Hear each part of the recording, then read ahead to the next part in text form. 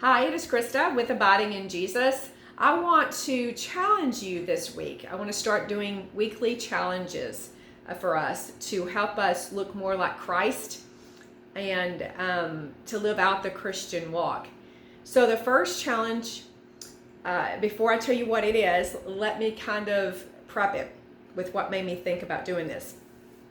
I don't know if you have ever been part of a group. Let's say it's a Bible study. It could be a prayer group. It could be dinner with a group of women, men. If this is you, this will be the same thing. Just make it opposite. Make it men. Could be with family members. But I find, I'll kind of give you my own story.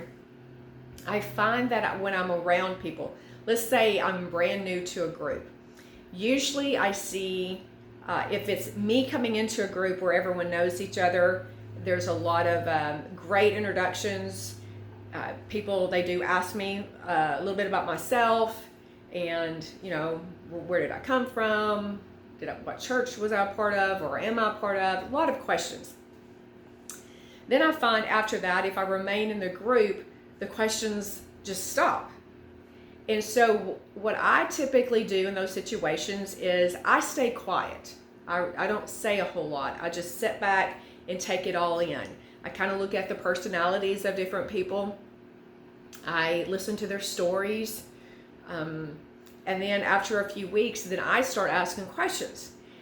I find people fascinating. I find that their lives are fascinating. They typically, you'll find people that they've had a career or a job that was very unique. They've met people that are very interesting. They have family drama like us. So that's another thing I end up finding out is they're not real different from me. I may meet them and put them on this high pedestal, but when I get to know them, they're just normal people that have challenges just like I do. And so I become more comfortable.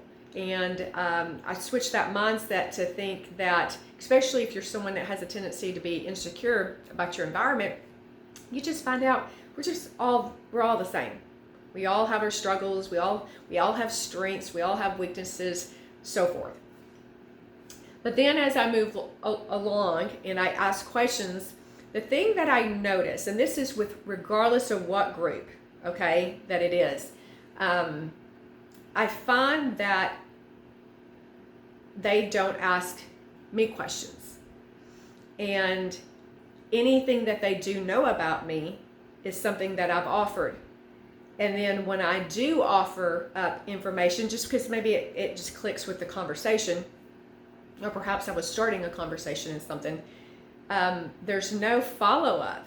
There's nothing. It's almost as if you could take it bad. You could go, it's as if they have no interest. I could start up a conversation that's connected to what we're flowing with, and rather than someone going, tell me more about that, that's quite interesting, then instead of that, you have the different people that will go, I know someone who did that, and they tell their story. Or hey, that happened to me, and they tell their story.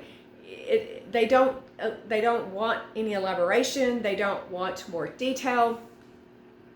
And it does not matter. I've found that it does not matter if it is a Christian group or if it's a non-Christian group.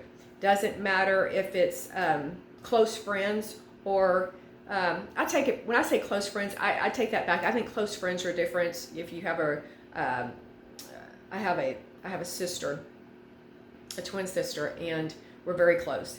So in that regards, it's not that situation. If my best friend, if we could get together and we could talk, and it wouldn't be that way. So maybe you're not too close, but maybe a cousin that you see a couple of times a year. You talk to them and you ask them about their family because for whatever reason they would know about your family, yet they don't ask a question. You leave the conversation and they've asked nothing about your family, or perhaps they did open up, but you already know as soon as you say something, they're going to go on about their children. And I don't mean to be negative about this, but I'm bringing this up, and the reason I'm bringing this up is that's your challenge. Your challenge this week is when you get in conversations, you be the person that stays quiet and listens and asks others questions. And when they bring a topic up, before you respond so quickly with your own story, see if there's more information that you could gather from that person. Basically, what we're doing is we're suppressing the me mentality, me, I've got to talk mentality, the I'm not interested in anything that you have to say mentality. I want to hear myself talk. And not all people are wanting to hear themselves talk. I mean, these good people do this. Good, solid Christians do this. And I don't think we realize sometimes we do it. And I do it. I find myself in a conversation because I'm quiet. I'm pretty quiet and very shy, especially in large groups. So getting to know people I'm a little slower at that. But then I do find if I get into a conversation, let's say in a different setting, different people, that I might talk a little bit more about my life. I'll notice it, and I'll notice it because I find it's done a lot, not only to me but to the other people that I'm around. You may have the dominant speakers in the group, and so I'm aware of it. And I think as Christians, we should become more aware of saying less about ourselves and having a genuine interest in other people. These are people that God created, and He's given them a life. And there's good in their life, there's bad in their life. And I have a feeling that since this probably happens to all of us, there's probably times in their life they don't feel like anyone's listening. You know, I have to say, I have a tendency to be cynical, to go, nobody cares. Nobody cares about your kids. They don't want to hear about your kids. They don't want to hear about, your job. They don't want to hear about, that's just the mentality of our world today. People just don't care. They don't have the time to care. They don't have the time to listen.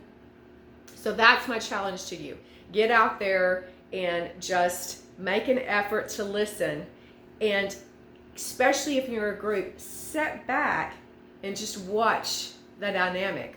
Learn your environment. Learn the personalities of people and where we're at today with that. Now, I will say this.